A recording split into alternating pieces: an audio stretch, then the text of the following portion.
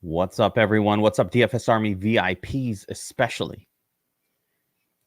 For another NASCAR breakdown, we're talking Bristol, the Bristol 500. We got Taco DFS with us. We're going to break it all down. Big race today. Short track, half a mile, Taco. No dirt. Big thing this year. No dirt. First time we've had a spring Bristol race without dirt on the track since pre-COVID. All right, so the fact that it's got no dirt, and I want to jump right into this part here. So I love using track history as a guideline for who's going to be good and who's going to be bad and all that stuff, right? Bristol has been dirt, like what, the last 2 years? Last 3 years. Are we throwing away all that shit? Like, not worried about that, no. Are we on a new horizon? I mean, it's different. There's another change that's actually very important and very relevant. So, the short track package has been kind of struggling with the next gen cars, or the intermediate package has been doing great. Super Speedway is doing great. So at Phoenix last week, got that new short track package they're putting out there. They're actually running the intermediate package here at Bristol this week. I think they're going to leave that short track package for the shorter, flatter tracks mostly. So got to kind of start separating these things more. The big thing about Bristol is it's very hard. It does not correlate well with other tracks. The Phoenix last week, I think I made mention to how it correlates really well with all the other tracks that correlate well with each other. Bristol's kind of such a unique track. And especially given this week, the unique circumstances around it with the resin being applied to the bottom, which we've seen create a massive practice group split that we'll get into here. I think that the track's going to be changing quite a bit. And there's just no other real track like it. It's a half-mile track, but it's very hard to compare to like a Martinsville with its minimal banking when, Bristol's got like 24 plus degree banking. It just feels a lot faster. Very fun to drive on. If I had to drive on any track, it would definitely be Bristol. And lap traffic also comes into play massively. And then the main thing with this, like the main thing for DFS purposes, we got to focus on 500 laps. That's like 200 more than last week. This is as many laps as we get. Tied with the playoff Martinsville race, which is very single file. Bristol, it's a lot more about navigating through traffic. I think it takes about 10 to 12 laps for them for the front of the field to reach the back of the field, and then the kind of carnage we get here is very quantity carnage, but it's not devastating carnage by any means. Usually these small little tire blowouts, cars spinning. No big deal. Dropping laps, though.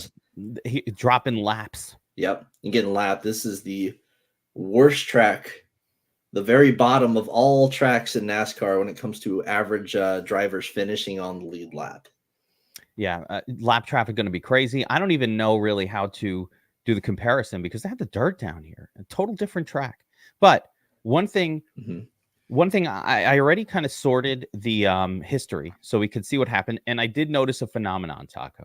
Mm-hmm. The phenomenon is for most of the races that have occurred at this place, we've had three main dominators. So Look at the laps led here, right? And this is 2023. Looks the most recent one. First of all, the winning lineups, the nuts here. Just Toyotas. And then play stiff Kyle Larson. But you couldn't afford to play stiff Kyle. And of course, Larson's out of the debate here. It had to be Gibbs, Bell, Hamlin. It just had to be. Yes. And here you go. I mean, Hamlin, 142, 187, 102 laps led for Gibbs. So three massive. If you don't have these three guys, they put up giant scores because they dominated. And then, of course, if you're starting 36th and effectively you're Ross Chastain and you finish pretty good today, you're going to score pretty huge also. Yeah, this race in particular was a very fascinating one last fall because we had Ricky Stenhouse Jr. in the nuts, and he was coming off a streak of like 7 straight DNFs at this track. And before that, like crazy Ricky streak, this is actually one of his best tracks. Like he regularly ran like in the top 5, top 10. Yeah, I like Ricky today, dude. Yeah, I like him and GPP is like the ultimate boomer bust play. Yeah, he's under the radar. There's Carson Hocevar, a Mhm. name that's going to come up as well. So I Yep. want to pay attention to who did well also as we go through this. But just note that it was 3 drivers that led, 100 or more laps in this one, and they're Mhm. all going to wind up in the nuts as long as they're not all like 11K plus. I expect the same phenomenon this one. And let's take a look. Let's go down another, Yeah, so we go great name. from just all JGR, 3 JGR Toyotas just dominating to you still got the JGR and Christopher Bell who's popping off, but this is when RFK was just going nuts. Busher just out of nowhere. These guys are both in the 6K range on the slate. I remember this one Yeah, Busher really came out of well. nowhere. Busher By the Busher way, was like Busher, 4% owned, just dominated yeah, the fuck out of this race. Busher starting 20th would have been somebody we played a little bit, but Mhm. 106 again. Notice the 3 dominators. Yep. 3 drivers put up a ton of domination points, and they all wind up putting up massive scores. If you don't get this trio, you ain't winning shit, right? Again, pay attention to names: Larson, Elliott, Keselowski, Bell, Busher. Okay, right? Yep. Who did Chastain is in there. There's And those are the Kola. only races we have with the next gen car. Of course, this was with Yeah. the short track package. So this week you got to kind of almost treat it like its own deal. Plus the resin being applied, boogering up the track, as Logano put it, very aptly. Wait, what's Um, going on with resin? What are you saying now? they applied a bunch of Goodyear applied resin to the bottom of the track, and it's the reason that we have these like egregious practice time splits that are that you cannot look at practice times and just go, oh, he's fifth fastest in practice. Like it doesn't work like that. There's you really have to look at the groups. Like Group A was just insanely fast compared to Group B. We saw the same thing sort of in trucks, but wasn't as bad because like the one group had just all the shitters in it, the other one had all the good drivers in it. This one, it's just blatant. Let's talk practice a little bit. And we'll show it on screen to show what you're talking about. So, Can you and see by the way, why I guys, like Chase Elliott this hang week? on, hang on. If you Sorry. if you guys who are watching this, if you like this type of breakdown, listen, we could just go and tell, we could go through the drivers and good play, bad play. Mhm. We could do that. I think NASCAR, the best way to break it down and to understand is really understand the track, how it plays, understand the strategy behind it. So if you like this, smash that like button. Let us know you're out there. Make sure you subscribe to the channel, guys. Hit the like button. I don't know why. Yes, sir. It's good to hit the like button. I don't know why. Abuse it. Just use it. All right. I don't know.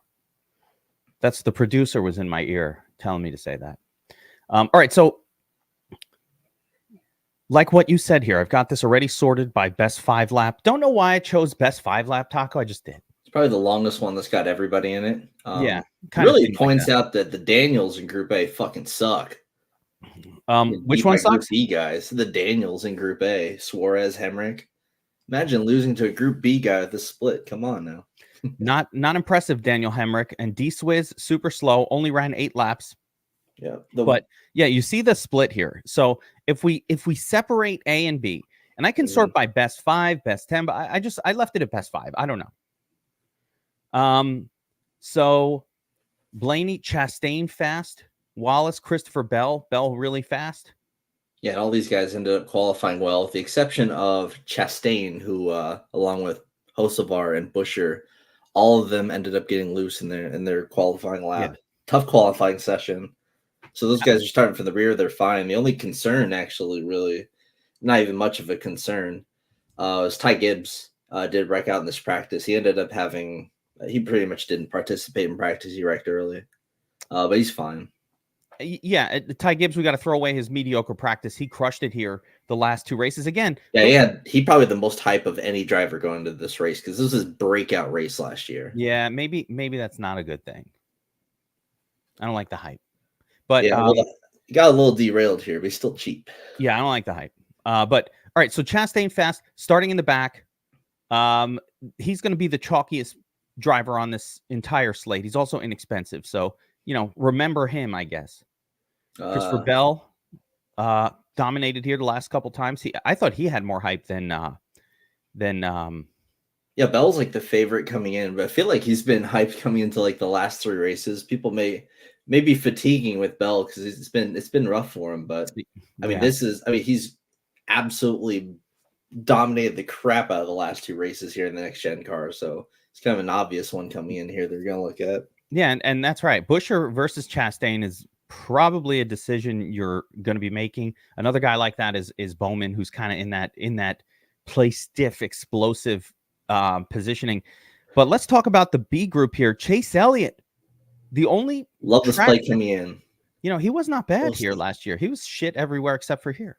He's always good here. Yeah. I think the only time he's had a poor finish here was after he had led like 160 laps, and he spun out and had that infamous finish where he blocked out Harvick so that Larson could win. Yeah. No, I think Chase Elliott's going to be kind of under the radar. Harry Burton, I don't really get this one. Yeah, I guess he has a fast car. He's qualified up high. I don't know what to do with that. You can see that the B practice speeds just got completely derailed with the boogers. Yeah, but we're just comparing them to each other, right? And so the B group it just seems like A is more, the A speeds are a little bit more cohesive, and then B is like just a lot more obfuscated. I mean, it makes sense that like the Hendrick guys are fast and whatnot, but I'm probably not punishing anyone in B too hard for some poor practice speeds. Like Hamlin, probably not too worried about him because obviously turned it around, had a perfectly fine qualifying effort. He's still like the co-favorite. I think Carson Hocevar, really interesting. Mm-hmm. Didn't look that great in practice, but has been really good here. Like I think this is a different car last year, but yeah, starting like dead last for like super cheap, he's kind of like very obviously he's going to be like incredibly chalky for a punt or for a punt. That's the punt that people are going to go to. Mm-hmm. Killer Priest also has been pretty good here. Not great in the practice, but look at that first lap for Killer Priest. By the way, look at he has like spectacular track history here. Also, I think Brady's huge on him. I'm a big Killer Priest fan this week. Yeah, I like swerving with him a little bit. Let me just take a look at something here. I feel like, yeah, there it is. So when you sort by top individual lap, yeah, Priest had a fast lap. So his car's not that bad, It just seems like the B group really didn't get those long runs that really meant a whole lot.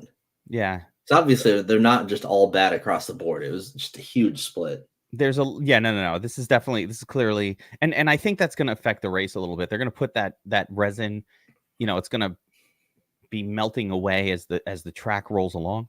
We saw last night Kyle Busch was avoiding it, and Eckes used it to win over Kyle Busch straight up.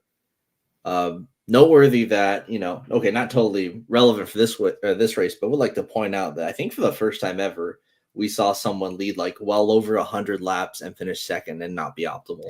Yeah, if you're going to price somebody's differential, it's just too expensive. We're going to mention last night, first of all, killer notes. So congrats. Very good night for us. Very good night for us. You and Brady fucking brought the fire with the projections in the notes. I saw DFS Army literally top 10 everywhere. I played my chalk lineup and I absolutely destroyed. I actually came in first with effectively a chalk from the notes lineup that I just played one of. I took first in a bunch of little qualifiers that had a couple hundred people in them. I smashed it with one lineup, just plucked right from the notes. Easy fade of Kyle Busch last night.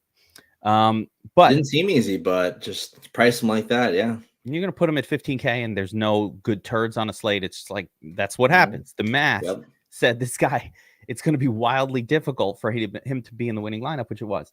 All right. So let's jump over to one of my favorite charts. And I think one of the most important charts that we have on the DFS Army research station for NASCAR. And this is the ultimate. I mean, guys, I study this shit. This is one of the few research stations I use heavily. So I'd like to point out, I think we were talking about this yesterday. If you look at the averages by 5 starting positions of the mid-tier drivers specifically, this is like the main difference between this week and last week. So last week at Phoenix, and especially at like Martinsville, these mid-tier drivers, when they qualify up front, they have a real chance of like going out there leading laps, doing big things. We don't really see that here at Bristol. They tend to get crushed by the actual like top tier drivers when they qualify up front. And place differential a little bit more in play here. I'm going to make an exception for a couple of names. Mm-hmm. because like Busher is considered mid-tier, but not anymore, almost because of this track. Yeah. And that's what I'm saying. There's a couple of guys like Busher, McDowell, that we kind of thought of them as like last year as kind of these mid-tier guys, and they were awesome at these types of track. Yeah. So and Bristol too, isn't Briscoe, not Bristol. Yeah, but like, see, someone like a Briscoe, like at a Phoenix, way more likely to just lead a whole bunch of laps. Here's kind of like reserved for like the best of the best drivers, and there's like just a huge fall off after like the top like 3 or 4 teams. From what we've seen historically, at least, it's like, yeah, Martinsville, you can put whoever the fuck at the pole and they can lead 100 laps. It doesn't matter. Yeah, but this here, there's a lot of room to navigate compared to like a Martinsville, and also fall off being more meaningful. How is the pole sitter done? Let's take a look here. Pretty good. So I think on DraftKings, this is like the 7th best track for pole sitters. And you'd expect it to be a little bit better. Like Martinsville is number 1 because it's just hard to pass. It's a lot easier to pass the pole sitter here, but whenever there are 500 laps to go around, the pole sitter, of course, going to be a huge deal, and it's you pretty much guarantee they're going to be the highest owned. Like Blaney's going to be the highest owned. That's just how it works. Every single time going back to this sport starting on DraftKings, whenever you get 500 laps available, it's just the pole sitter is always going to be mad chalky because he's, especially with him starting next to Barry. I don't think many people believe in Barry whatsoever. No. So I think Blaney's got a pretty clear path to the front. We're kind of saying that in Las Vegas, right? And then Ty Gibbs ended up popping off from second, leading last stage 1 there. So I don't think it's gonna be. Yeah, I don't think it's gonna be Barry, but yeah, Barry. It's really hard, because Gibbs, we could see, he's on like JGR and stuff. It's very easy to see him doing well. Or even like last year, just JGR smashing across the board. It'll be a lot harder for like a Barry. So Blaney is in a very good spot. Like he's got probably the most direct path to leading laps, but Hamlin does seem to be overall like the consensus favorite to be like the overall Dominator guy running sort of up front. He's got guys like Bell and Larson starting a bit far back and won't factor in like immediately. But yeah, Blaney starting up front, he's going to like, you have to have some exposure to him. It'd be kind of wild not to, but I also don't think you need to go like overweight. It's not like a lock by any means. And he wasn't terribly impressive in practice. No, Blaney was good in practice, dude. We can't take that away from him. It's just that like he was the fastest, but he may not actually be the fastest. I mean, it looked like he had the fastest like short run like restart car. We kind of see that with the Penske Fords. They're very, very good on the short runs, very good at hot lapping. We've seen it with Logano all year up to this point, qualifying up front, but not really being able to do a whole lot with it. But yeah, we got Barry starting next to you. I mean, it'd be if it goes green through stage 1, Blaney's leading like 100+ laps just for free. I don't know if you're getting 100 out of that, Taco. Not for very free. Well happen. Not for free. I do want to point out here that again, going back to the historical, so I do like to pay attention to this stuff. Mm-hmm. Bell in the first one leads a ton of laps. Great. Hamlin from the 2 spot leads a bunch. So high starters, a lot of lead laps here. But if we go back a little bit from there, no pole sitter here. I don't know who the pole sitter was in that race, but Eric Almirola. All right, 2021, the pole sitter got blown out. Yeah, Eric Almirola wasn't going to hold the pole, so that's fine. Let's take a look at this one. Yeah, second place, 7th, 5th. Again, no pole sitter. Who's the pole sitter? Truex Jr. gets blown. I remember this one. I definitely remember this one. I was at this race. Oh, were you? Yeah. Truex just gets passed real quick. And then it was the Elliott show for a long time. Yeah, that was a big one. And then Elliott, did he crash? And then he ended up getting spun out, and then he blocked Harvick for the lead at the end there. Yeah. Here's another one. But just like what when I went back and looked, because I was like, fuck, Blaney on the pole. What are we doing with this? Here's Keselowski on the pole, leads a bunch of laps, crashes. Yep. So it doesn't. There are like 9.5 cautions predicted. Like cautions do happen here quite a bit. you get the field shaken up a decent amount just from the carnage. Usually don't get these like green flag runs that are just super long, like you see at like a Martinsville, at a New Hampshire, at a Richmond. You do get like all sorts of little carnages because you're always navigating through traffic, and there's always some bullshit going on. It looks like the pole sitters do tend at least to lead a bunch of laps. Mm-hmm. And in a couple of these scenarios, there were just weird scenarios where either they crashed or something happened. I did find another one here where it was more of that, the worst case scenario pole sitter. I think it was a Hamlin one where he led. Let me see if I could find that one again. He led for like 30, 40 laps and then falls behind, but then wins the race and ends up in the nuts for that reason. But without, here's like a Truex version of that. 24 laps led, started on the pole, finished in 7th, outside of the nuts because that's just not enough. So where Truex, he led, that kind of makes sense. He's more of like a long run guy. Yeah, well, he led for a few laps. D. Ham though, he's in the front. He's gonna hold it. Yeah, that was just a JGR explosion this last race. So JGR comes into this race favored slightly over Hendrick, and those definitely seem like the teams to beat. Are we a fan of getting rid of the dirt? By the way, just in general, are we like that? I don't know. I mean, the dirt races were kind of a clusterfuck. Like obviously, the first dirt race was cool. Stupid. No, the first one was stupid. There's dust all up in the air everywhere. Everyone's windshields was just covered in mud. Yeah, I remember that. That was crazy. That wasn't good. And then, and all the dirt guys just were like, "What the fuck is this?" And then the guys who had never touched dirt in their life were like, "Oh, I got this easy." But we saw, especially like the trucks over the last couple of years, it is very apparent who was good. Like you just play Ben Rhodes and carry on with your day. Bell also very successful in the dirt variation, so he's just been successful at Bristol just overall. I'm gonna bring up your cheat sheet here, Taco. Yep.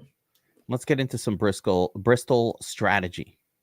Not so much Briscoe this week. Bristol. I can't speak today.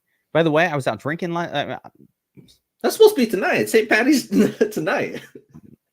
Yeah, a little bit of an early start. Hey, over at the Hearth and Tap down at Pearl River. What percentage we're working with? Like 2%. Yeah. We're here though. We're here. We're out here. I gotta have corned beef and cabbage if I'm gonna manage though.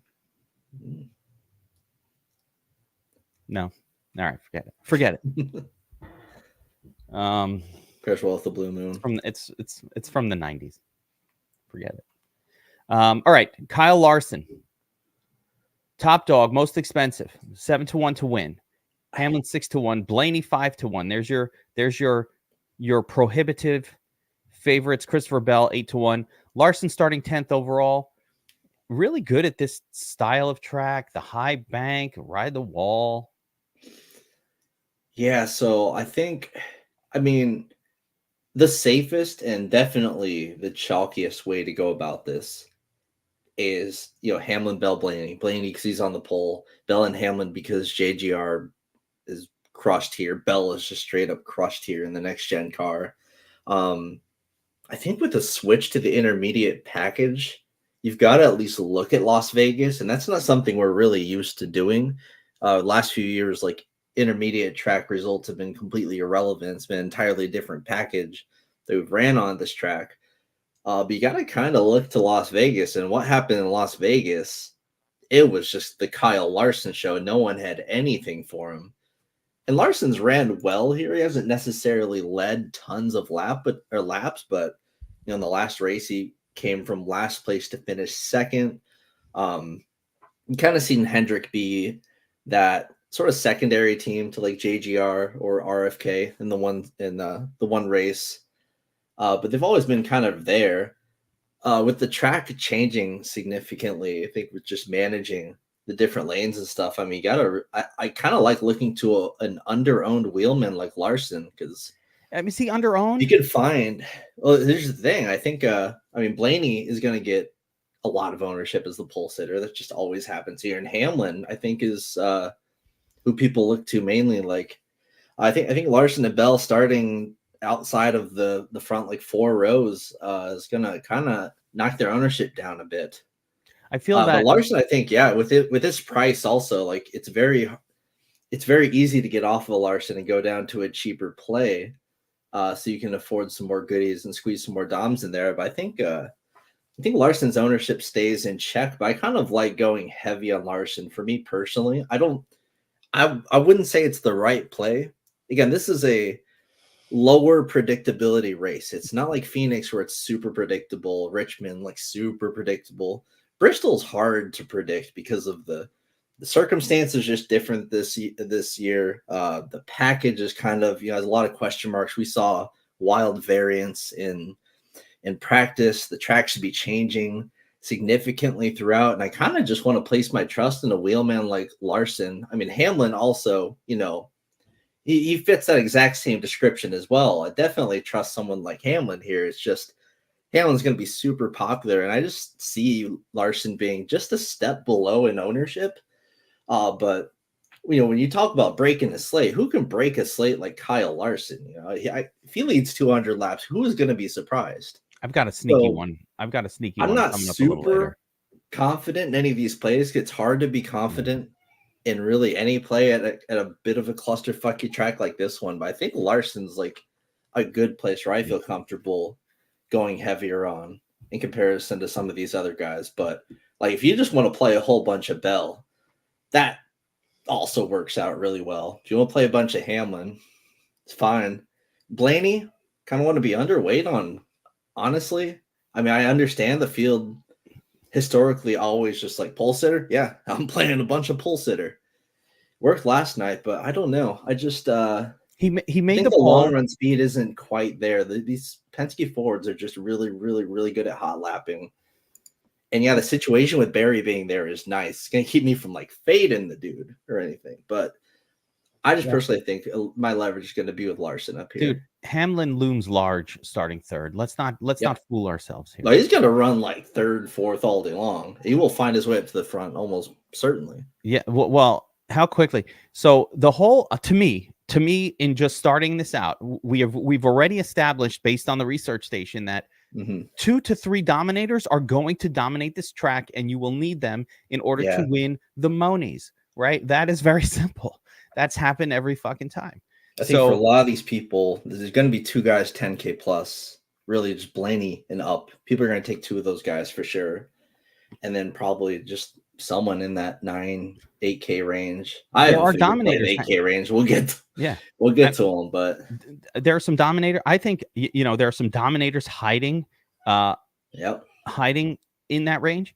But right off the bat, you're making this Ryan Blaney decision. I think talking about the individuals is whatever. You're making a Blaney decision. Is this a Blaney lineup or not? If it's a Blaney lineup, you pretty much need him to lead at least 70 laps over the course of this track and finish in the top 3.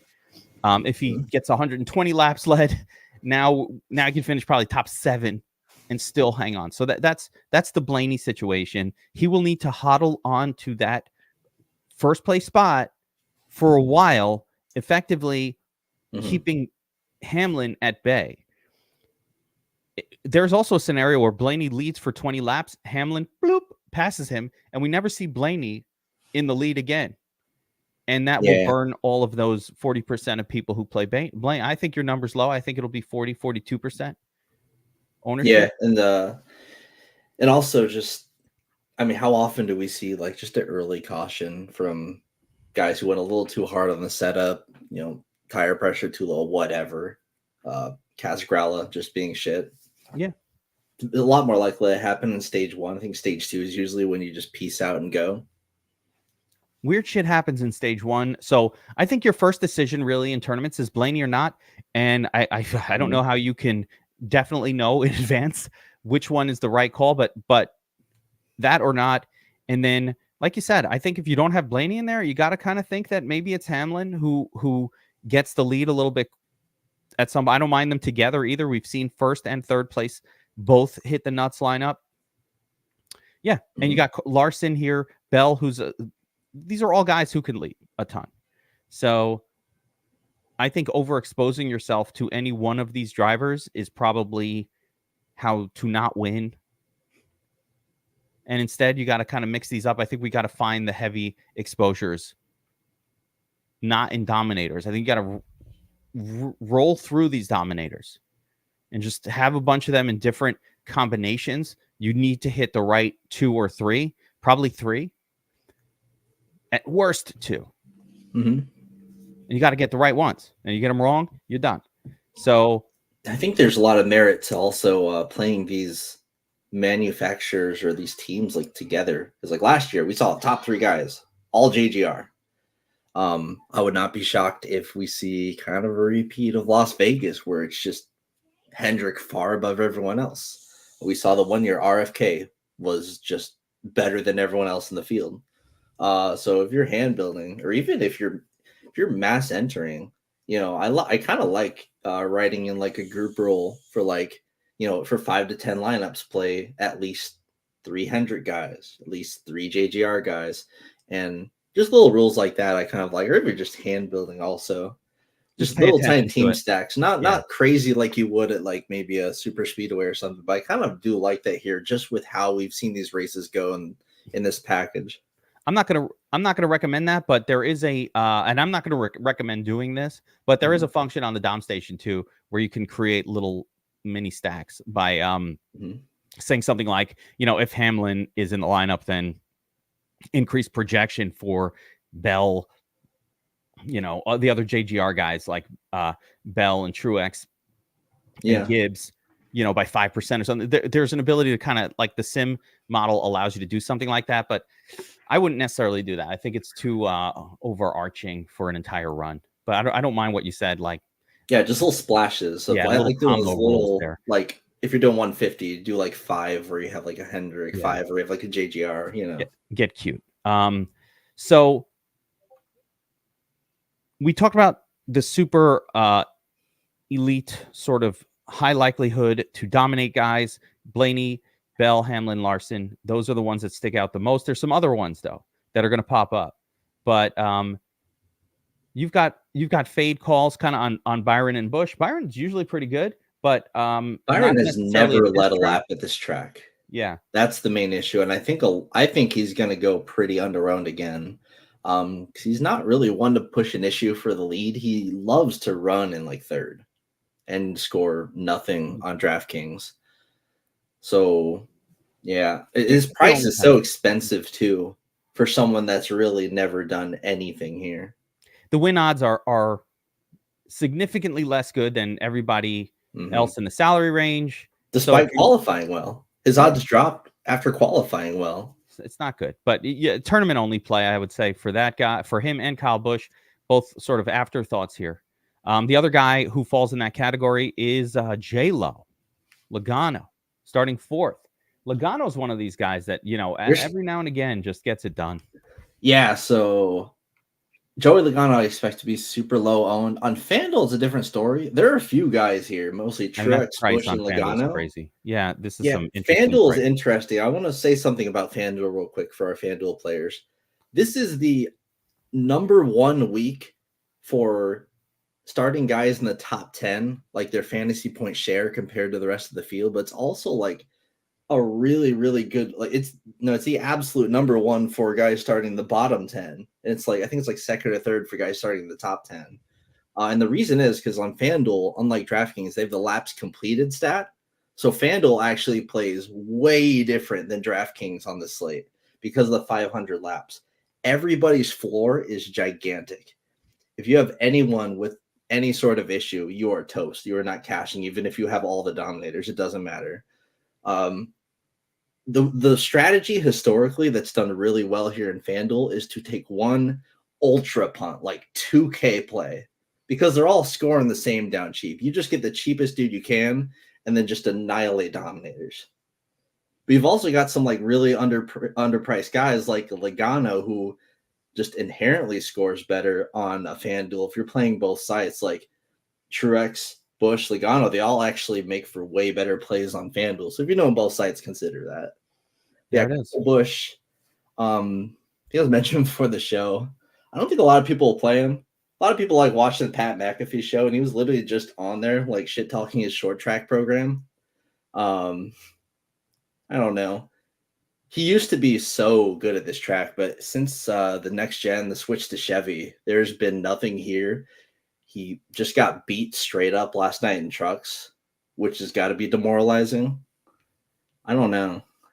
For DraftKings, yeah, this is kind of an easy avoid, but like I mean, him, Byron Logano just strike me as really obvious, like single entry, get different contrarian plays. It's a massive drop in both win odds, but also it's not as big of a drop for Busch and win odds as maybe like some of the others at this price point. But the salary on FanDuel is really low. It's crazy. It's crazy low. Look at the difference. Busch and Blaney are the same price on DraftKings. Busch and Blaney are they're 3K apart on FanDuel. It's really big. All right, so let's get into a couple though of drivers. So we got the top group. We got to figure it out, right? Larson, Hamlin, Bell, Blaney. Those are your sort of top plays. If you want to get crazy, get weird, get a little weirdness going. That's Byron. That's Busch. Tournament only, sort of no reason to play them other than being weird, right? So now we get to Chris Buescher starting 34th in our first sort of insane.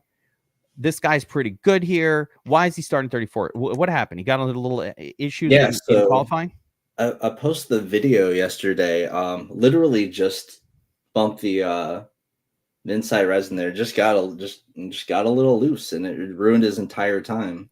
Him and Chastain and Hocevar, all for that matter, just didn't have good runs. It was a really tough qualifying session. Other than that, so we kind of want to talk about like Buescher and Chastain as a unit here, because with 500 laps on the table, the big question has always been, if there's an expensive guy starting in the very back, is he playable? And of course, the answer is he has to lead laps. But does that really happen? Not really, unless you're like a top like 3 driver, is what I found. Now he doesn't have the problem that other guys starting in the 30s has, where he has to worry about getting lapped. I don't think that's as big of a deal.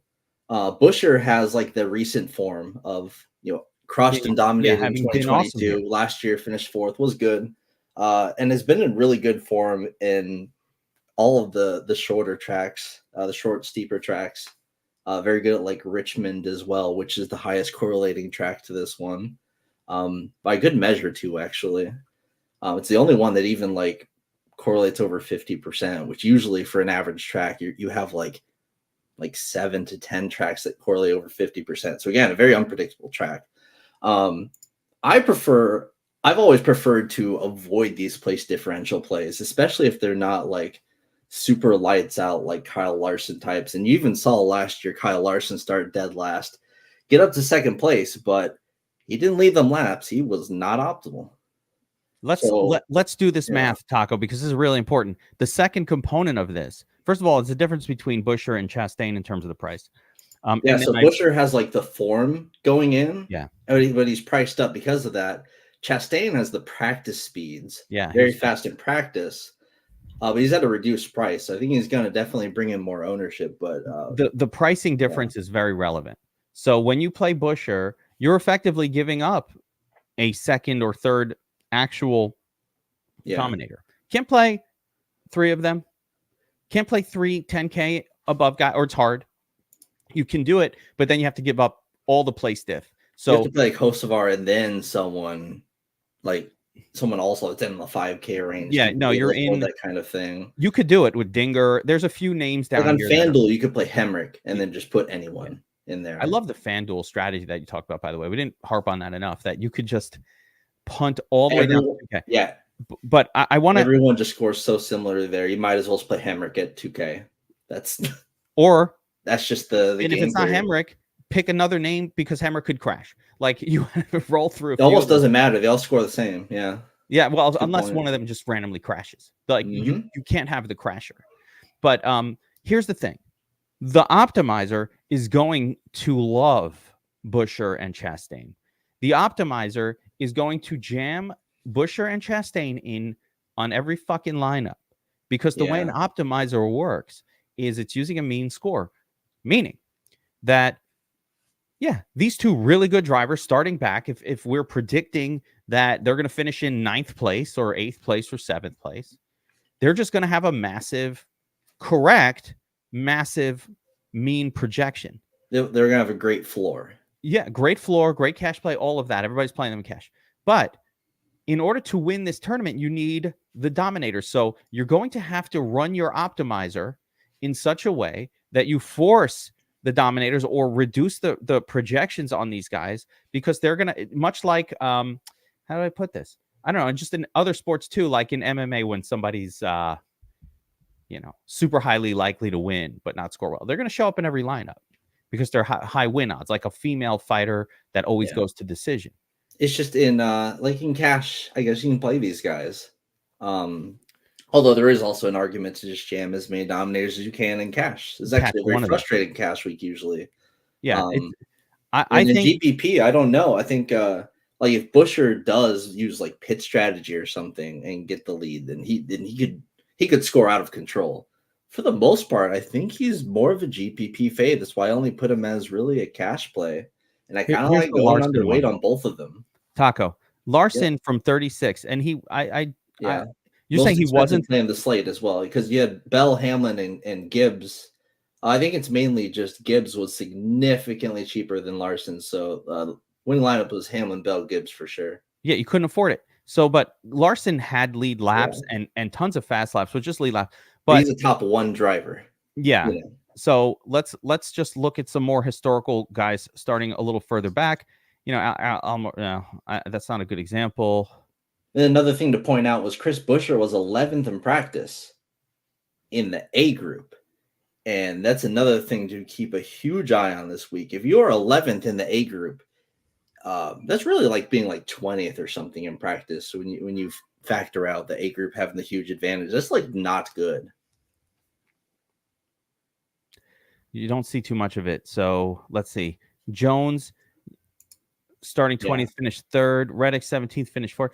So I think that a little bit here of what we're going to have to just pay attention to. Here's Buescher 23rd to 8th. I don't see a great example here. Christopher Bell. Yeah, this is probably a pretty good example of what could happen.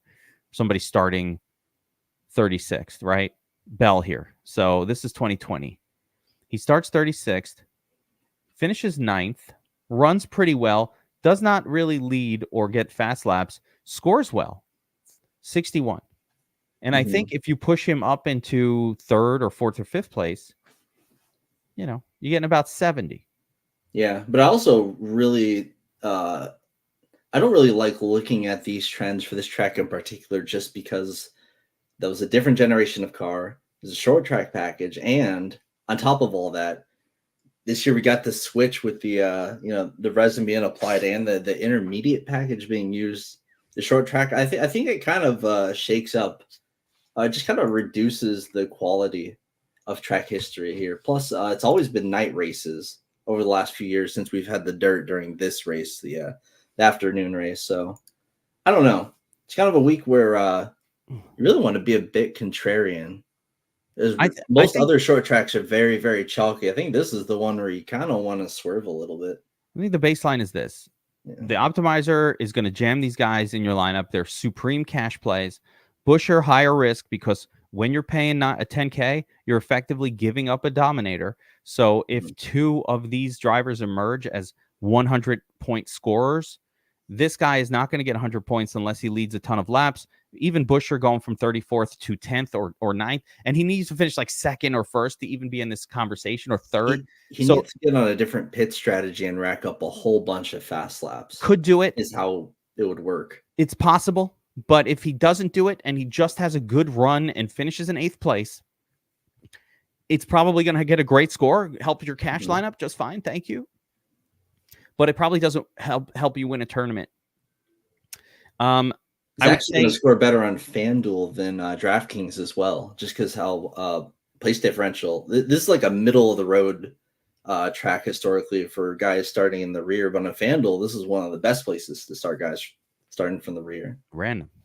Think about it. Lead laps are kind of a bit drowned out by all the laps completed points. Yeah, interesting on FanDuel. It's like FanDuel's opposite day today. I'm gonna play some FanDuel. Joe Logano. Yeah. So anyway, Buescher. I just want to conclude the Buescher and Chastain discussion by saying, for me, Chastain probably higher likelihood to just crash because that guy just when he starts in the back, he gets so aggressive, he usually crashes the vehicle. Like that's what Chastain has a high history of just wrecking in these spots. But from a salary perspective, he's way better. I think Chastain. I think optimizers, like if you're in a 150 max, like a mini max, which I just found out is full. Whoops. You gotta reserve that shit, Taco. Oh, I know. Usually it lasts a little longer. So I guess shame on me there. But before the breakdown, you gotta it's all good. It's all good. I got all my stuff reserved before we did this. Oh yeah. Nah, yeah, that's just on me. I don't by the way, I don't make the lineups before we do this because I want to hear what Taco has to say. Like, why would I start making lineups? But yeah, in these 150s, I think Chastain's gonna be way higher than in like a single entry. I think a single entry, people are gonna be way more akin to playing the guys starting up at the very front. Anywhere where you're gonna get more hand-built lineups, it's gonna be less of these optimizer jammed in plays. Because like you said, optimizer's gonna adore like Chastain. They're going to jam Chastain and Buescher in every lineup. I'm telling you, have to control for this when you use the optimizer, guys. You got to control for it. You're going to get these are cash plays, much better. Yeah, I love it. Did you change that? I mean, it's Buescher's labeled only cash, like not even really a GPP play, and I agree with it. Yeah, I agree with it. Now Reddick is an interesting one.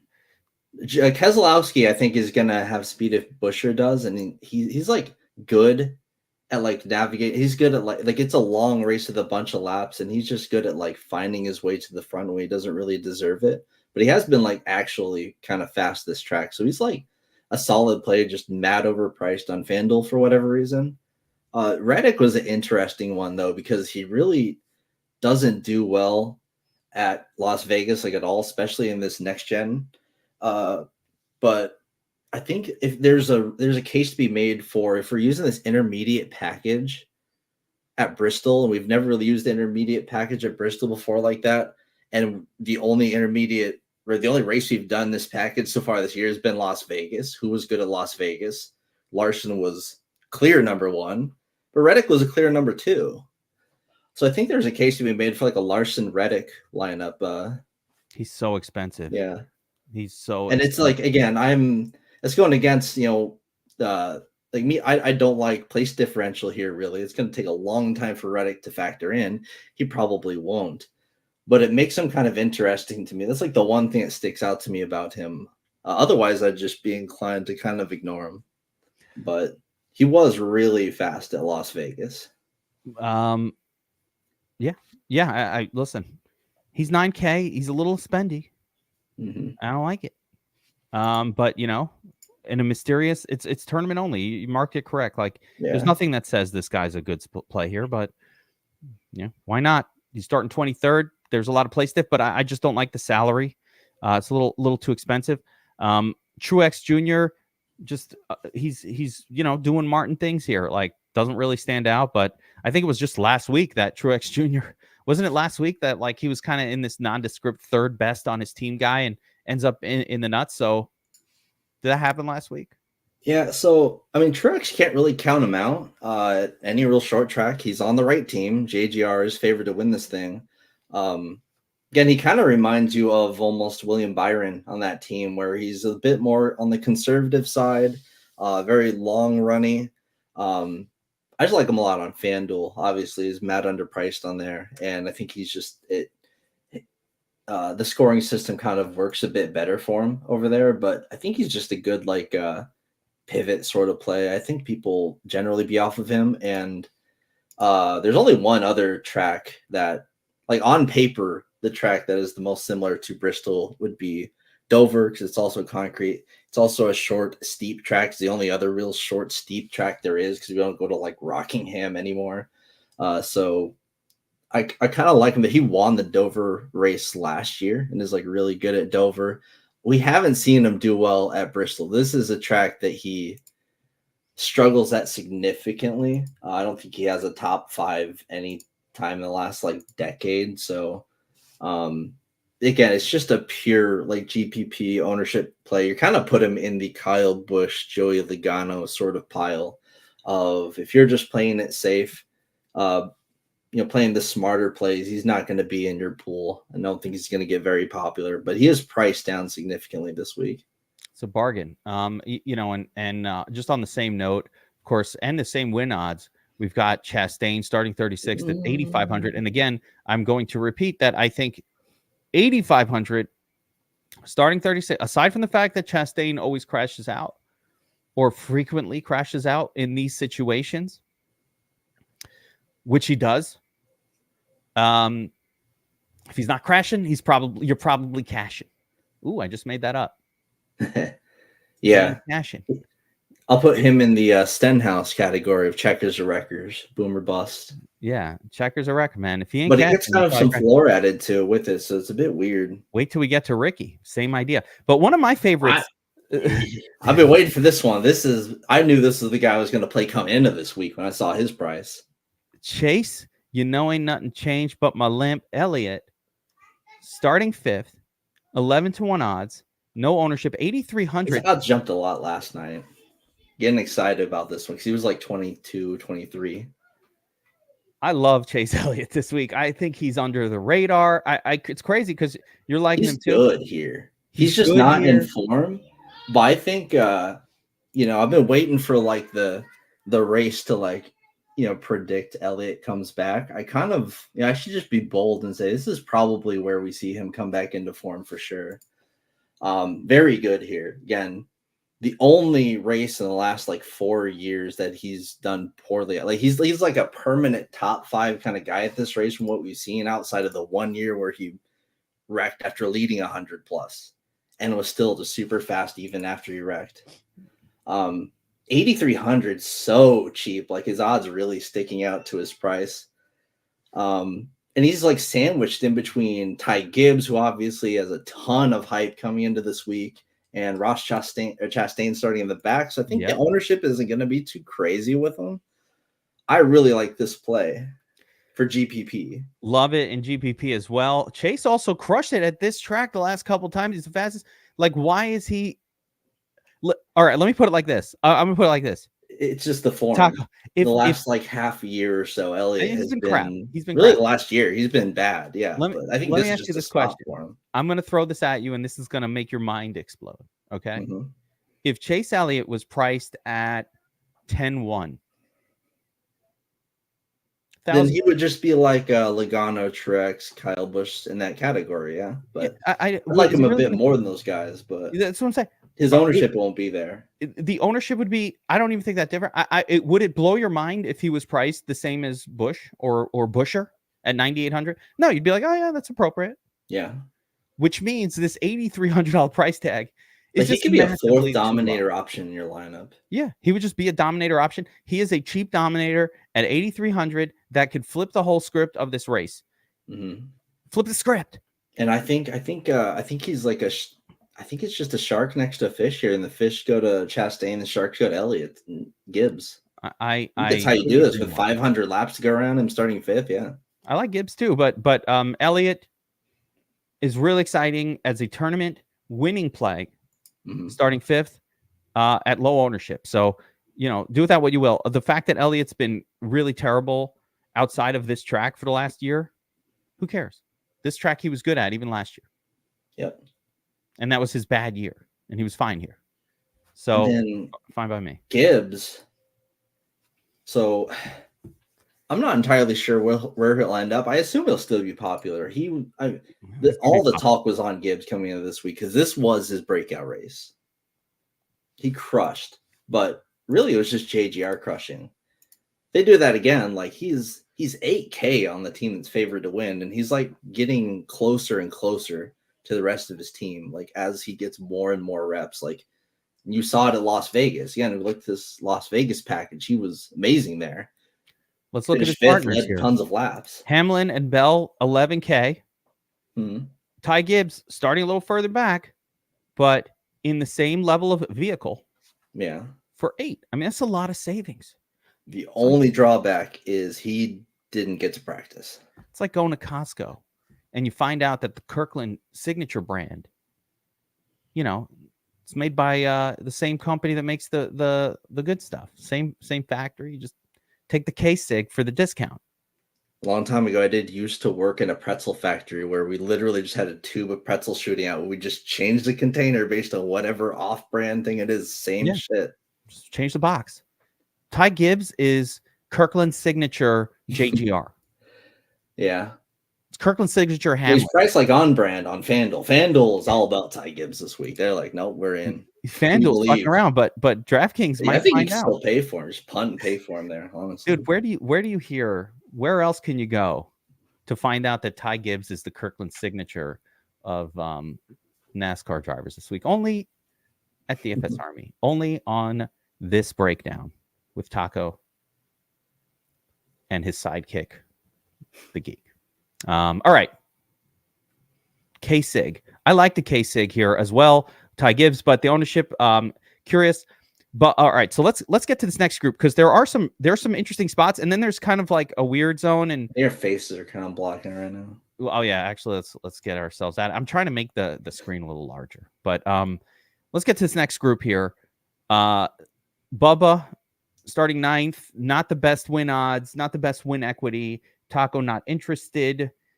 So I think this is where you take a step back as a slate. When you think of a 500 lap race, what line of construction instantly comes to mind?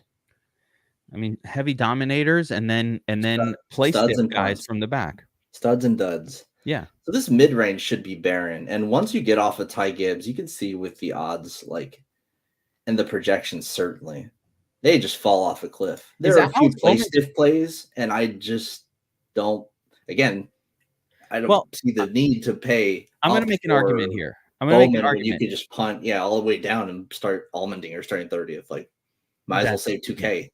The only argument I can make here is Bowman, of the people starting that are a little bit less money, that are starting a little further back, Bowman's probably less likely to be lapped. Yeah. So it's not like you're going to get a guy that's getting definitely lapped here.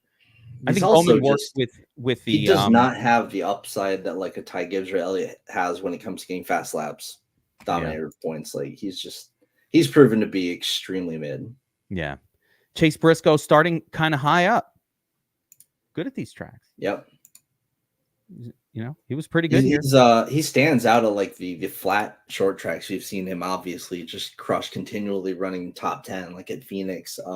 So you're saying this one being steep? I don't believe in him here. Okay. Yeah, I think what's his best finish here? Like 13th. Last year, this track type in general, he had no top 10s, but he was top 10 like every single time at the short flat tracks. I think he just did a kind of a forward over qualification here. I don't see him and McDowell in this range. It's very hard to see them factoring in. And they're just like, why would you play these guys when you could just punt all the way down? It doesn't make any sense from a game theory standpoint. I love it. I love the game theory. So, I mean, would we consider Stenhouse punting all the way down? Because it's not that much cheaper. Well, Stenhouse has this cool thing I like to call upside. Because let me talk about Stenhouse. Pull up his just track history. He's got amazing track history. And by amazing, I don't mean like it used to be amazing, but it's really just like a tale of like, this is what a GPP play is. He used to run top 5 constantly here. He's literally good at this track. He just had 7 races in a row where he just got fucked. Crash. Now we've been playing him through all of these, and it finally worked out. Finally had a race where he finishes top 10. Dude's really good here. You can't predict crashes. Stenhouse more likely to wreck than someone else. Sure. That's average running position. Here you go. If you're playing GPP, is this not the kind of play you just want to make in tournaments? Yeah, it's ideal. He's a crasher, but listen, it's not bad. But I would also say that I don't know if 10th place I probably gets it done. Probably 27th to 10th. Yeah. Probably because he also tends to get a lot of fast laps. So in Draftkings specifically, he tends to score well because when he's fast, he does rack up the fast laps compared to guys like Bubba, who's like allergic to fast laps. Bubba don't like the fast laps. McDowell. So you're kind of saying I breezed over Suarez and McDowell. Suarez starting 28th seems like another good kind of cashy play. Yeah, I'm just kind anything of stand out about D-Swizz here? Is he good at the short track? Like, do I have any real reason to play him over like $500 more Bowman? He was so the problem with him is like you look at those 5-lap averages, he was 17th. Not in good. the No, A he's terrible group. in practice. I'm In ignoring the the A practice. group. Yeah. Well, I think it's important to look at practice because the main thing we want to look at is guys who are fast in the B group whose speed's going to get buried by people who don't understand the context of these practice times. And then the opposite of that is like guys who look decent because they were in group A, like, Busher or Suarez here. Like Suarez technically 13th on the board in practice, but considering he was in group A, that's fucking awful. He was terrible. He was terrible in practice. He was terrible. This track type last year, his best finish, 14th. Not interested in Suarez or Bowman. Bowman's a bit mid for me. I'm avoiding this mid range if I can. I want to punt down. All right, so let's get to this punt zone here. I like it. So I'm a little one surprised. guy I will point out is Gregson. So going back to the Las Vegas package thing here, he was super fast. Yeah, super fast. And he ended up being fast in the race. Like he was oddly fast in Almirola's car. His long run speed looked pretty good in Group A. His short run speed, but he showed a little long run speed in Group A, and his odds compared to everyone else in this range after the adjustments last night, he went from 66 to 46. Better than everyone else until you go all the way up to Briscoe, who just qualified up front. That interesting play. I don't want to ignore him, but I kind of want to ignore the rest of like the 7-6K range for the most part. Just with how I want to build my lineups here. I just want to punt hard. Taco, I didn't even notice it. This odds difference is crazy. Yeah. He's got better win odds than McDowell. McDowell starting 7th, and McDowell's got a little hype. That is very interesting indeed. The odds do like. Gregson, we're still unsure about this situation, but in this package, we saw him just pop off. Why is Briscoe's odds so good, and you're shitting on him? Because he's starting up front. Yeah, but like, what if anyone that qualifies the front 3 rows always gets inflated odds? I don't know. This is more. There's something more to this than just that. I think Briscoe's situation is a little bit more established, as where Gregson, new car for him. And really just looking at Las Vegas here, because that's the package that's going to be run. And obviously Las Vegas, not the same as Bristol. I'm not saying you should just look to Las Vegas, but when trying to piece the puzzle together this week, I think you got to kind of look to it. And Briscoe was really mid at Las Vegas, but Gregson was standout after being standout in practice and, showed some good long speed in practice again. I'd be willing to. Like I'm not saying play a whole bunch of Gregson. He's just kind of like in the mix for me, but he's going to be super low. Mostly avoiding this range. It's a spectacular GPP only because this guy is going very low owned, very, very low. No one's playing Gregson. Yeah, he just is not going to be played. Just for this range, I'll take Gregson, I'll take Stenhouse, and I'll carry on. Josh Berry is a fade for me. I know guys love to play the Geek fade on this show. I unfriend you. Starting on the front row. Hey, if the theory here is like if Blaney has a god awful restart or just fucks up early, then he's there. He could do it. Kind of in that. Listen, you got to give the guy props for qualifying second. His car is probably really good for a lap or two. It's good. It's a good vehicle. He qualified second. I mean, yeah. Harik ran really well with this thing. And then one thing that is kind of worthwhile, and it was, he didn't actually finish second at Richmond last year because he, pit strategy kind of shoved him way up there. But he was able to at least run up there and hold on to his position at the end. But Richmond, the highest correlating track to this one, he did technically finish second there. Probably more like a 10th realistically, because he did just benefit heavily. But he hung around. He hung around. This is a guy who strategy. Yeah. This is a great weird tournament play. Weird. This is like single entry as fuck. Yeah, meaning like what happens with Berry? Okay. Yeah, because if he gets a lead off the rip, off of Blaney somehow, which can happen, I guess. Right. We have not seen these lower tier kind of guys that qualify in the front really do this at this track. But if it were to somehow happen, he would. I mean, the upside is humongous because he could lead 100 laps. So probably not going to happen. 95% of the time, not happening. But, my fear isn't leading 100 laps. My fear is like he starts in second. He has a good car. It's actual good because he qualified high. He finishes the race in fifth. And that's enough. And you're in the nuts. Like, you get some fast laps along the way. He finishes in fifth from here at this price. He's probably the winning lineup. And like, no one had him. So there is a scenario for, I don't love this kind of play. I don't usually play this style of play for NASCAR DFS. It's not something I like to do, but it's going to be crazy low owned. And it's just the fact that I don't want to fully dismiss a guy who qualified second. He was fast. That's why he qualified second. He's in this SHR car. This SHR team seems like the mystery to me. You're not emphasizing this that much, Taco, but like between Briscoe, Braxton, it's like three. It's all guys in new situations too, so it's a little, Yeah, I think this is the like even Priest came back after a year off. Like Stuart Haas, we kind of don't know what's up with him. Killer Priest. So it's just uncertainty. Well, I love Killer Priest as well. We'll get to him, but like this team, I think is the wild card team. Yeah. And wild card typically like Stenhouse, not bad for GPP purposes. Not the worst tournament play. Colo, meh. I love Colo, can't quit you, but maybe not today, my man. I'll play the other Spire car, sorry. Austin Dillon. Yeah, how dare you put the word cash and 4 stars next to Austin Dillon? Cool. I hope people dare you. I really hope people let him getting ran into by other cars, no fault of his own, influence them playing. It's always no fault of his own. Taco? How dare you?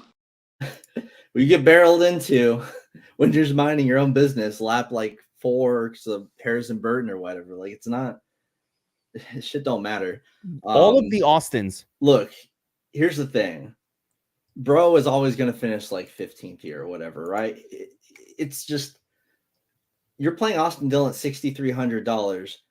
You're comparing this is not a pivot play off of like LaJoy, Allmendingers, or whatever. This is a pivot play off of Ross Chastain and maybe not Chris Buescher, but like this is a pivot play off of Bowman. This is a pivot play off of Suarez. Like, you see all these expensive place differential guys, and I keep thinking to myself, why not just play like Austin Dillon for like so much cheaper? If you're going to do any place differential whatsoever. Let me ask Elon what he thinks about the Austin Dillon play. Go yourself. He don't like it. Here's the thing. Where he's only finished 1 race this year. It was the Las Vegas race. I fucking hate him so much. Yeah. I can't stand this guy. Yeah. Fuck me. All last year he was cursed too, but I mean, I just tend not to believe in this is Eric Almirola. I've seen this story play out before. No, this is Austin Dillon. This is Mr. Nepo baby, Mr. 15th place, and I think 31st to 15th at 6'3". A lot of just does a little bit better. Maybe finishes 14th, 13th, or whatever. Could be fine. Yeah, could be a really good play. Yeah, I'm comparing him directly like Alex Bowman, who's $7,500. Listen, who people are gonna have no problem playing. Both of the Austins are the things. These are the things where nightmares come from. This is the poison in your lineup. it's like you put him in there and you're like, not this time. This time you're doing statistical math. You're doing a poker math, like, oh, the odds of crashing every single race in a season are 1 in, and we start trying to justify the fact that it's just variance that causes him to crash every fucking week, and then it happens again. But ironically, I think just from a game theory standpoint, I kind of like that. Like the more he wrecks, the more I like him almost, because the next week just keep going back for more. People just have these gut reactions to Dillon and go ew. But this is what happens to me. The dude could finish 12th. Taco, this is what happens to me during the NFL season, right? I discover like a sneaky play, right? And I'm like, this is going to hit. And I play it 1 week. It's death. Horrible. The next week, garbage. The next week, how is Rachaad White putting up? How is Rachaad White getting 28 touches, but he's putting up 12 9s and 7s? How is this happening? I He's thought I like- figured this shit out. And he's then a when you finally sleeper fade it, play. you finally fade it, and that's when they go off. He's a sleeper play drafting season long who peaks once the fantasy playoffs are over and like into the actual playoffs. He's like carrying his team. Austin Dillon is the sign the horsemen of the apocalypse are arriving. When he finally, like, you capitulate. I can't take it anymore. And then it turns around. That time to Aragon too. But He's yeah, the best Austin on this slate. I'll say that. oh, I can confidently say the that. Austins, right? So Dillon 31st. Yeah.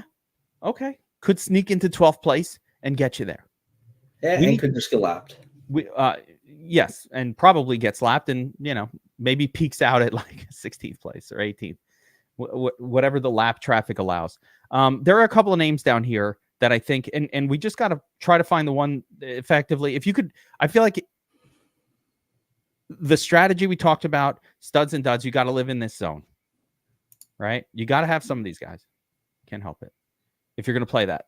So, yeah, Austin Dillon at 6,300, whatevs. Acceptable. Austin Cindric, not so good. AJ Allmendinger, not bad. So I think Colleagues taking a step down this year is kind of an issue. And also, like, I think people are going to see Allmendinger, what was he, like 9th in practice and like 7th through like 5th in all the lap averages. That was in Group A. But you know what? I think that get a little bit blown out of proportion. The flip side for me, though, is fine, though. He's mid speed and group. He's got mid speed and he's starting 30th and he's super cheap. Yeah. The problem for me with Allmendinger is aggressive. This ride though is not full time. This is I'm still not totally sold on this car. Well, at least Josh Williams isn't cursing it. He steps in it. It's lap 1. He's getting ran into. He's actually cursed. Like no, he's another one. But Dinger does get into a lot of shenanigans on the track as well. Checkers wreckers type. Yeah, he's super aggressive. So you can never have too much of him. But he did stand out for me as one of the better, like, I'm trying to pay low type guys. And Dinger's there. I guess Dillon, if you're going to play this zone, and again, there's a secondary approach here where it's 2 Dominators and then a couple of these other dudes. But I'm surprised you like Nemechek. He didn't really stand out to me. But I guess the 26th place, fine. And then Killer Priest and Hocevar.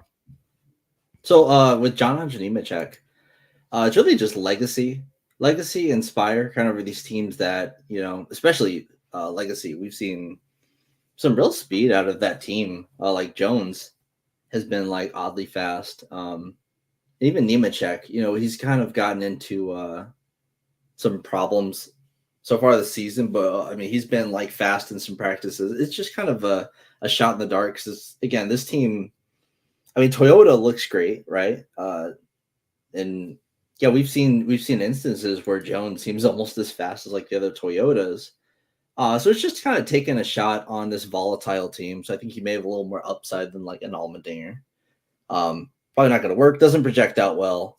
Not going to be somewhere playing like majorly. But for GPP, I think he's got a wide range of outcomes. So playing him a bit just because it's this kind of race. If this was like a very chalky Richmond type race, I wouldn't be as thrilled about it. But since it's Bristol, and just given the circumstances, I'm willing to take some shots on Nemechek, at least own him. Like, again, talking like even the field, maybe a little above the field, nothing crazy. But Priest, Brady especially likes Priest. I think we're going to be over the field on Priest. Very, very good here. Like Priest, let's see, this track, 5 straight top 18 finishes for Priest. Brady loves 5th at Richmond last year. Play. 5th at Richmond is like really good. And again, that's the track that correlates highest to this one. Core play. Yep. Killer Priest. Nice pivot off of Hocevar. When is Killer Priest going to become a household name in the NASCAR industry? I mean, the nickname. It's not happening. It is for us. That's all I care about. Yeah, that's all that matters. Priest 25th overall, but the important part here is he absolutely is good at this style of track. He is one of those drivers where the rating goes up massively on the short track. There is a driver skill component to the half-mile track. And guys that come from the well and modified series usually are pretty decent bets at being good at short tracks. Are they shifting, Taco, or the high bank is Or avoiding not that? It's a lot of No. shifting. No, Any of that? It's only the flat tracks. It's only flat tracks. There's no shifting here. This is a right? different package entirely. This is So, like, what's the skill set that makes them good at a half-mile high bank track? Like, what is adjusting and navigating, and it's navigating through It's traffic? going to matter a bit here, but also, navigating through traffic, huge. It's the traffic. So this doesn't. I think I showed a video I took. I did like a time lapse when I went to the Bristol race, just to show how quickly like the front reaches the back. It takes like 10 laps. Like 10 to 12 laps typically is when it starts just becoming, just a clusterfuck of traffic. The fact that Gilliland, Zane Smith, Hemrick, and Harry Burton are all starting pretty not like in the way backs. So is the expectation here that they're going to just like fall behind and sort of slowly move backwards over the course of the first 10, 15 laps, and then at some point those are the guys that get lapped? Or these are the guys that you are risking falling laps down playing these guys. Like, these guys are probably not finishing lead lap. Hate to tell you, usually like 15 or so guys finish lead lap at this track. He's right. Recky Stenhouse also won't be on the lead lap, and AJ Allmendinger will probably fall behind a lap. And like most of these argue that Stenhouse either finishes like 5 laps down or on the lead lap and not much in between, which kind of we like about him. But these guys kind of across the board. I don't think there's going to be too much ownership compiled on anyone except for Hocevar, who I see just getting massively popular. Hocevar won the win odds relative to his starting position and salary are going to force people to use a ton of him. And him finishing 11th last year will be very interesting to a lot of people. It's funny because his car was slow as shit, too. Like, he had one of the worst cars in practice. Like, I don't know. He didn't. Maybe he didn't put on. I kind of don't really care too much. But look at how bad his car. He was the very, very slowest in the B group. Oh, maybe that's because of this one horrific lap, actually. Yeah, I gotta disrespect my boy Kaz Gralla like that. Let's go. Let me just check this here. So, in single lap, terrible. Yeah, it's not great. And so it's not like he did better in single lap. In 3 lap, horrific. 5 lap, I mean, very bad. This guy's slow as shit. Yeah. Killer Priest was also really another one of those teams that's going to be better. It's got more funding behind it and all, but it's kind of in the unknown area, sort of like Legacy. But I don't think people give a shit. His odds stick out to everyone else. Yeah. He starts damn near dead last, and it doesn't cost $9K. So again, you're kind of comparing him straight up to Buescher and Chastain for thousands more. He doesn't have their upside, obviously, but my guess is he's getting lapped also. Yeah. He's probably just falling laps behind, and after him, just these plays really fall off a cliff, and the ownership does tend to pile on the cheapest kind of viable play. And these rest of these guys are unfriend you situations for me. All 4 of these guys I would be not interested in. Even Harry Burton's just a weird one. Gilliland's a little tiny bit interesting. I'll play him just a splash, and again, Hemrick on FanDuel because they're just punting all the way down. Yeah, do we have? I ain't playing Kaz Gralla, but 2K, I'll play Hemrick. I don't do we have mild interest in Burton? He was really fast in practice, good qualifying lap. What if he just hangs around? So at this track type last year, he didn't have a single top 15. He has no top 15s at this track. Look at his practice time. He was fast, Taco. Yeah.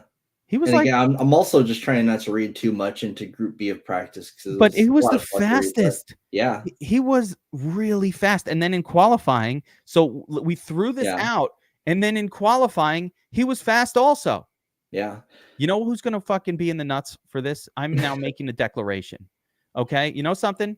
Hold on a second. I don't mind the play. I'm going to make a declaration, Taco. Going big.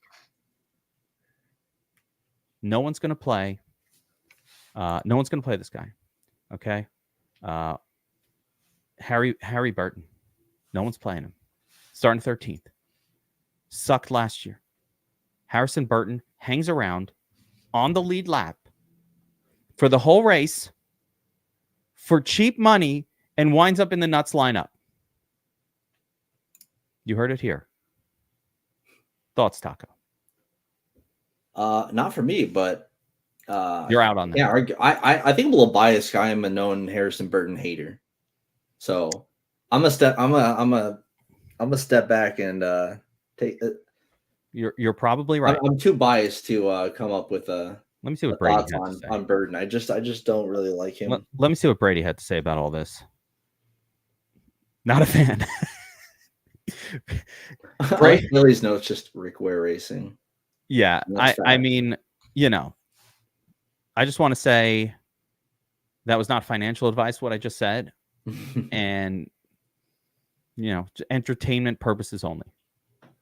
So do with that what better odds than Burton. Isn't that weird? Him starting 32nd. He right now has better odds than Burton. Hemrick? Haley. Yeah.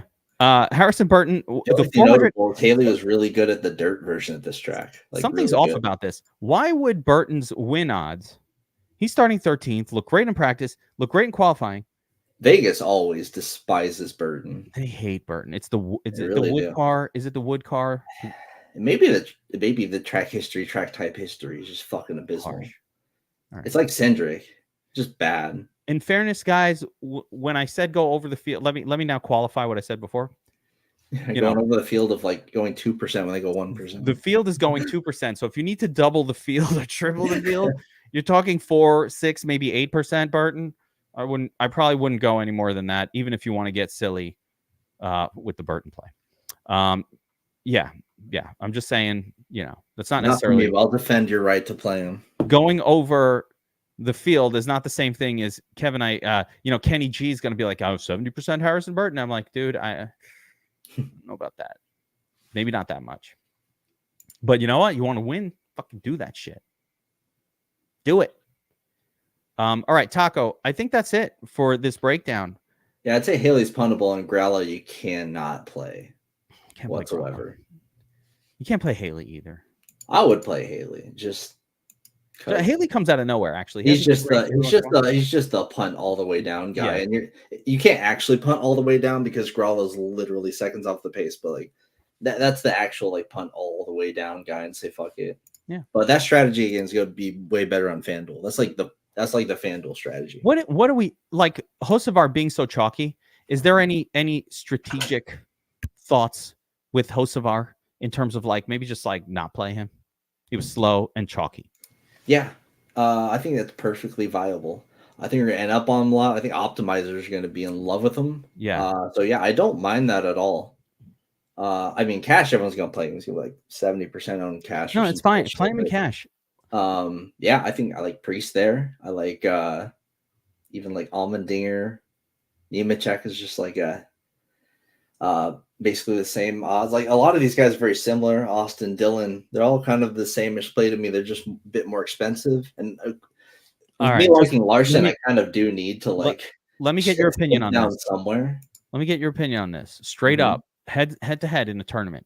You've got one last spot to fill. It's between Hocevar and